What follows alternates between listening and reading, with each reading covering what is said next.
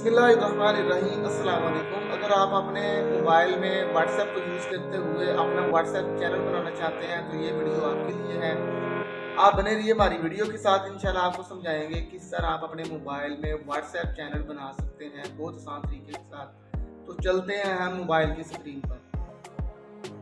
जी तो हम आ चुके हैं मोबाइल की स्क्रीन पर। सबसे पहले अपने मोबाइल में मौजूद व्हाट्सएप को ऑन करें और स्टेटस के ऑप्शन में जाके नीचे आपको चैनल नज़र आएंगे। ऊपर प्लस के आइकॉन पे आप जैसे क्लिक करेंगे क्रिएट चैनल पर आप इस पर क्लिक कर लें, कंटिन्यू पे क्लिक करें। जैसे ही ये आपके सामने ये इंटरफेस आएगा, यहाँ पर आप अपने चैनल का नाम लिख सकते हैं, नीचे इसकी डिस्क्रिप्शन लिख सकते हैं। वहाँ पर ऊपर आपको नज़र आ रहा है इसकी प्रोफाइल पिक्चर बना सकते हैं। यहाँ पर मैंने नाम लिख लिया है और मेरे जो चैनल के मुतालिक जितनी भी इंफॉर्मेशन है, क्योंकि मैं मैरिज ब्यूरो का काम करता हूँ, मेरा अल्हम्दुलिल्लाह मैरिज ब्यूरो है, मैं वहाँ पर इसकी सारी इंफॉर्मेशन लिख लेता हूँ।